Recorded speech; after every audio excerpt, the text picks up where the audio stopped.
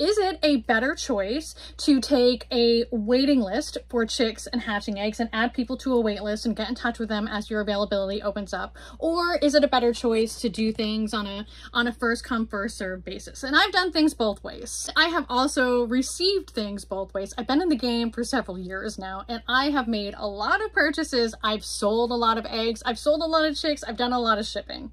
Personally, one thing that I never do and have never done is I never take payments on things more than a week or two out from when I'm able to fill orders. So I personally have never taken money to put somebody on a wait list that I may not get to for months out. Now, I'm not making any judgments against people who do that. It's just, I don't want the stress of holding on to somebody's money that long and not knowing what's going to happen in my flock, whether they're going to slow down on laying for any reason, whether I'm going to have fertilization issues, whether I'm gonna lose a rooster, like things just happen with predators, and I don't want the responsibility of somebody's money in the event that like a worst case scenario happens.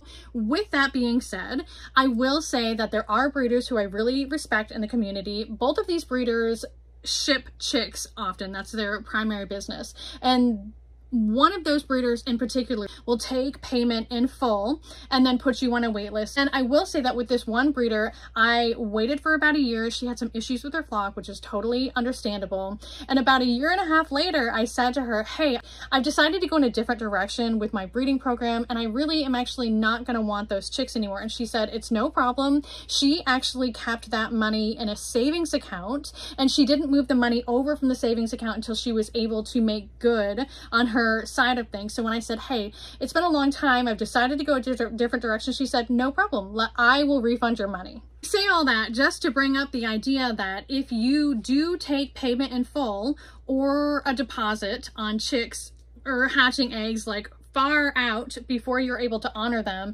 I think it is a good idea to hold that money in a savings account just in case until you're able to make good on your side of the business deal. I just feel like it is good moral business practice. My first couple years doing chicks and hatching eggs, I did take wait lists, and I gotta say, it was a constant source of anxiety for me, always playing catch up.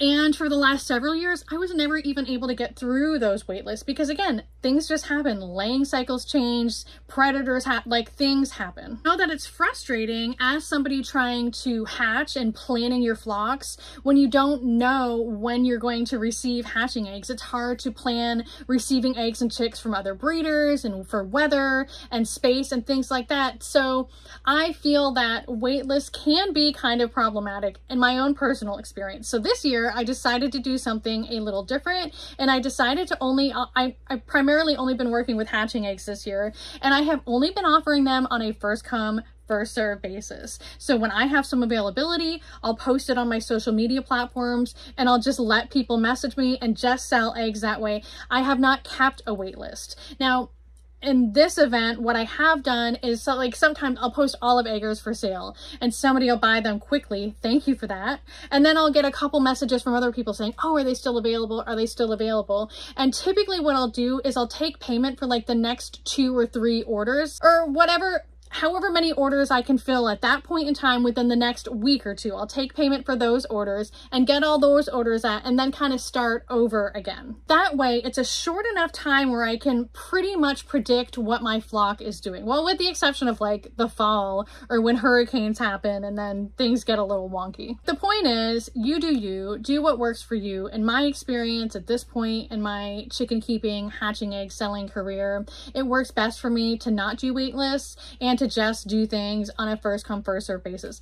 And I can tell you that I have not had an issue not being able to sell eggs this way, but it's worth noting that I have been building a social media platform like from the ground up organically for years. And so that has really helped me with the ability to sell hatching. So I'm not just selling them on like the 100% fertile hatching eggs USA on Facebook or whatever. I'm able to market them through my own social media platforms, and there is a demand there. So there is something to be said about investing in your social media presence and accountability like as early on as possible and staying consistent.